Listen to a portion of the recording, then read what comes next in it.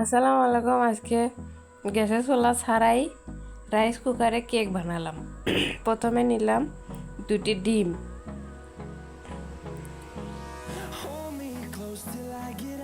ডিমের এই লাল অংশ তুলে রাখতে হবে।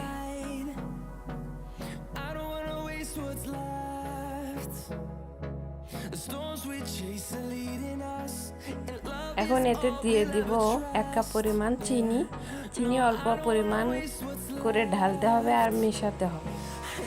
আমি একটা চামচ দিয়ে আস্তে আস্তে মিশিয়ে নিলাম। এটা অনেকক্ষণ এই প্রসেসিংটা করতে হবে যেন এই ডিমগুলো ফেনা উঠে যায়। হ্যাঁ, এই পর্যায়ে এখন কুসুমগুলো দিয়ে দিলাম। কুসুমগুলো দিয়ে আবার নাড়াচাড়া করতে হবে।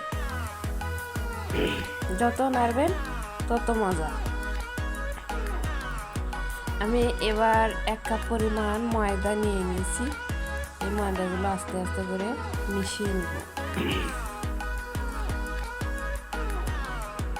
হ্যাঁ, ময়দা মিশানো শেষ। এবার বেকিং পাউডার 1 চামচ দিয়ে দিলাম। বেকিং পাউডার ছাড়া কেক অসম্ভব। এই পর্যায়ে স্বাদ বাড়ানোর জন্য দিলাম ভ্যানিলা ফ্লেভার। আপনারা চাইলে অন্য কোনো ফ্লেভারও দিতে পারেন। ভ্যানিলা দিয়ে আরও কিছুক্ষণ মিশিয়ে নিয়ে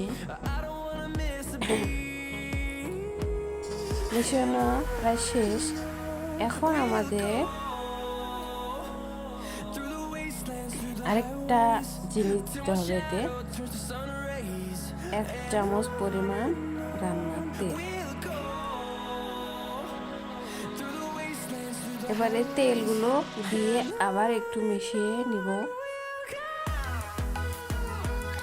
গুঁড়ো দুধ মিশালে ভালো হতো, কিন্তু আমার বাসায় দুঃখজনকভাবে গুঁড়ো দুধ নেই। আপনাদের থাকলে আপনারা মিশিয়ে নেবেন, তাহলে স্বাদ আরও ভালো হবে।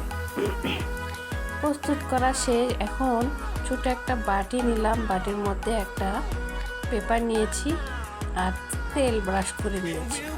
এবার এই প্রস্তুতকৃত এগুলো এটার মধ্যে ঢেলে দিলাম। ভালো করে নেড়ে চেড়ে হয়ে গেল। এখন রাইস কুকার আমাদের উপরে, রাইস কুকারে যে একটা থাকে এটা দিয়ে সেটার উপরে বাটিটা দিয়ে দিলাম। এখন এই রাইস কুকারের ঢাকনার এখানে ছিদ্রটা ঢাকা যাবে না, এই জন্য এখানে ছিদ্র বন্ধ করে দিলাম। 1 ঘন্টা পর আমরা আসলাম। এখন 1 ঘন্টা পর এই কাঠিটা নিয়ে ভালো করে চেক করে নিলাম আসলে ভিতরে হয়েছে কিনা।